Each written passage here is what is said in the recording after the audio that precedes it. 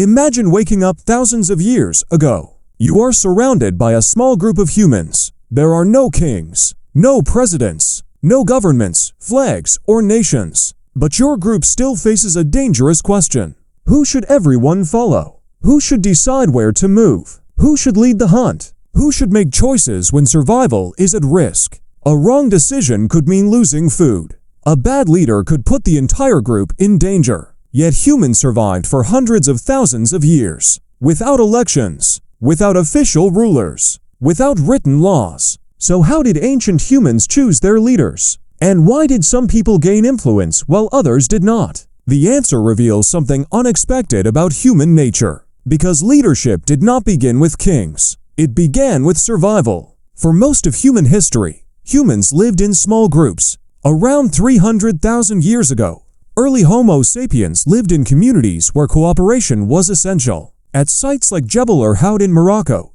dating back around 315,000 years, fossils show some of the earliest evidence of our species. These humans were not living in cities. They were not ruled by governments. They survived through cooperation, knowledge, and shared decisions. In these groups, leadership was probably temporary. A person might lead because they had a specific skill. An experienced hunter could guide a hunt. A skilled tracker could find animals. An older person could remember where water sources were located. Knowledge created influence, not a title, not a position, not inherited power. A person was followed because they were useful. But this raises a bigger question. Why did humans need leaders at all? The answer begins with one of our oldest challenges: cooperation.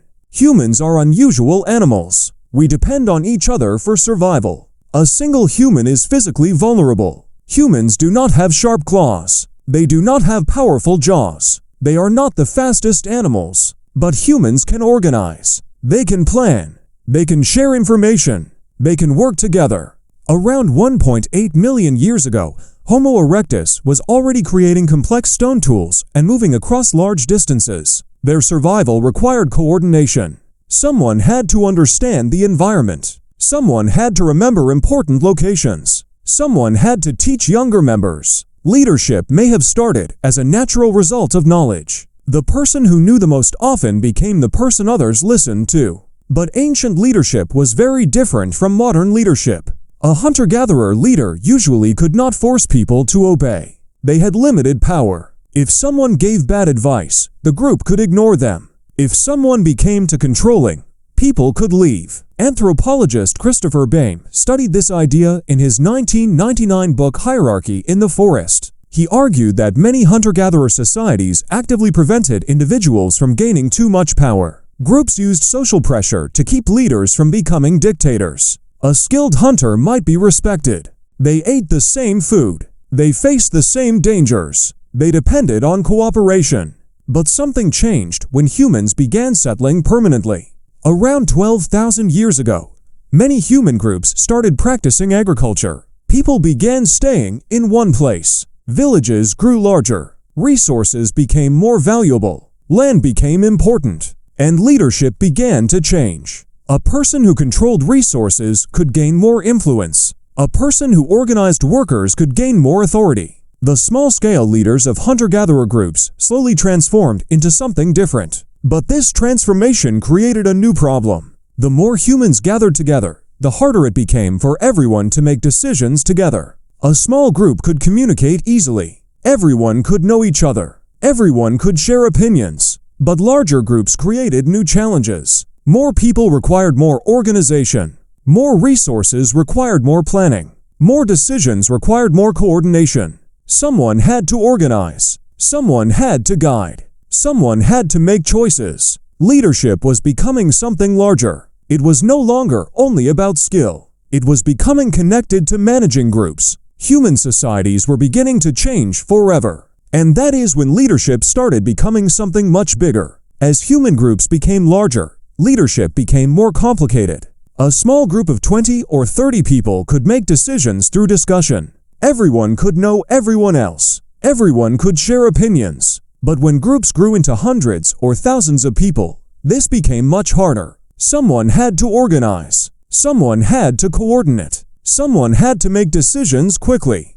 Around 10,000 years ago, after agriculture began spreading in different parts of the world, human communities started changing dramatically. Permanent settlements appeared. People stored food. They built structures. They defended valuable resources. And with more resources came new challenges. Who controls the food? Who decides where people live? Who organizes work? Who solves conflicts? Leadership became connected to organization. One important example comes from the Neolithic settlement of Cataluyuk in modern-day Turkey. The settlement existed around 7100 BCE and contained thousands of people living closely together. Archaeologists have found houses, tools, artwork, and evidence of complex social life. But unlike later civilizations, Cataluyuk does not show clear evidence of powerful rulers or kings. There are no giant palaces, no obvious royal tombs, no monuments celebrating a single leader. This suggests that some early communities may have organized themselves without strong centralized rulers. Leadership did not always mean one person controlling everyone. Sometimes it meant cooperation between many people. But as populations continued growing, stronger forms of authority began appearing. One reason was conflict. When groups compete over land, food, and resources, they need ways to organize defense. A person who could coordinate protection could gain influence. A person who could unite people during danger could become important. This pattern appears throughout human history. Crisis often creates leaders. During a difficult hunt, during migration, during conflict, during environmental change, people often follow those who appear capable of solving problems. But leadership was not only about strength. Physical power alone was not enough. A strong person could fight, but a smart person could plan.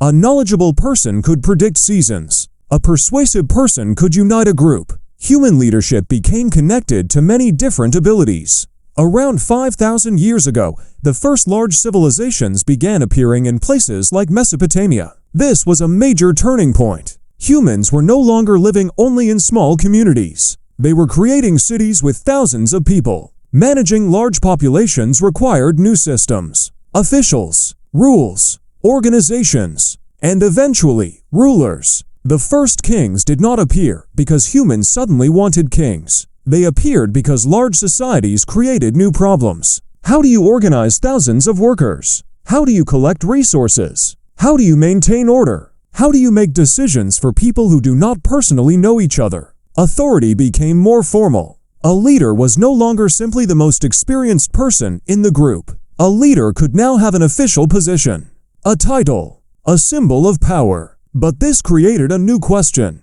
Why would people accept someone having more power than everyone else? The answer is one of the most important discoveries about human societies. Humans do not follow leaders only because of force. They follow because of trust, shared beliefs, and perceived ability. Even modern leadership depends on these same ideas. People choose leaders because they believe those leaders can protect, organize, or improve their lives. Thousands of years ago, the details were different, but the basic human problem was the same. Who should we trust? Who should guide us? Who should make decisions when we cannot decide together? The first leaders were not sitting on thrones. They were standing beside the fire. They were showing others where to go. They were sharing knowledge. They were helping groups survive. But eventually, some leaders gained something ancient humans had never seen before: power over people they did not personally know. A new relationship between humans and authority began. Leadership was no longer only about survival. It became about controlling larger groups. It became about organizing societies. It became about shaping human history. The small groups around ancient fires were becoming something much larger. Human communities were transforming. Influence was becoming authority. Respect was becoming power. And the way humans followed leaders was changing forever. But the oldest question remained: who can help us survive? And who should we trust? The biggest change in human leadership happened when influence became power. For thousands of years, early human leaders depended on respect. They guided others because people trusted their skills. But as societies became larger, leaders gained new abilities. They could control resources. They could organize armies. They could create rules. They could make decisions affecting thousands of people. Around 5,000 years ago, the first states began appearing in different parts of the world. Leadership was no longer only about helping a group survive. It became about managing an entire society. This created a completely new type of human relationship. A person could now have authority over strangers. A hunter-gatherer leader knew almost everyone in their group. A ruler of a large settlement could control people they had never met. This was a dramatic change. Archaeologists studying early societies have found that symbols became important tools of leadership. Special clothing, large buildings, rare objects, monuments. These things communicated power. They showed people that a leader was different. But the oldest form of leadership never disappeared. Trust. Even the most powerful rulers needed people to believe in them. A leader without support could not maintain control forever. This pattern appears throughout human history. People follow those who provide safety. They follow those who solve problems. They follow those who represent shared goals. The way humans choose leaders has changed many times, but the basic question has remained the same. Who can help us survive? Modern elections, governments, and organizations may look completely different from prehistoric groups, but deep underneath,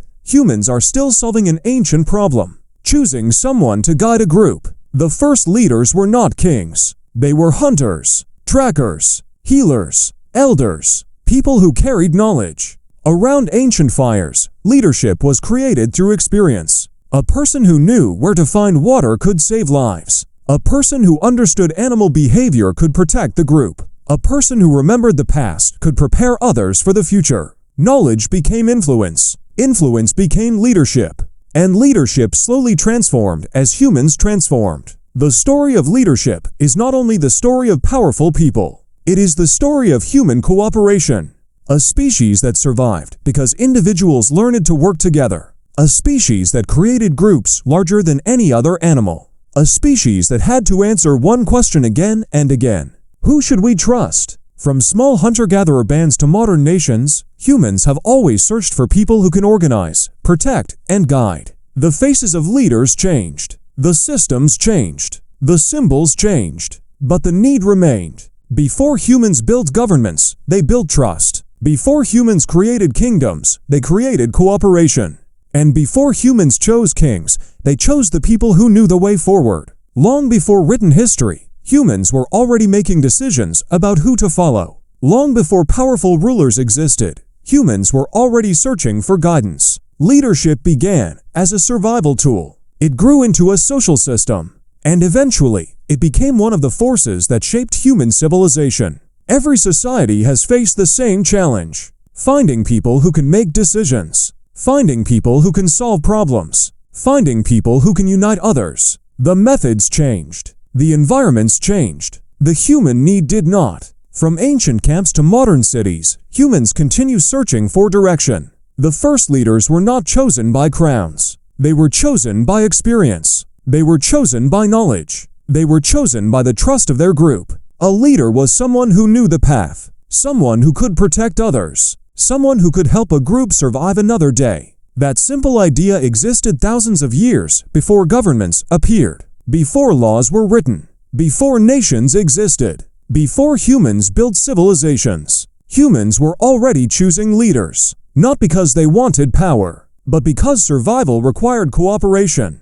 The story of leadership begins with a group around a fire. One person sharing knowledge, others choosing to listen. A community moving forward together. That was the beginning of human leadership. Not a throne, not a crown, but trust between humans, and the search for someone who knew the way forward.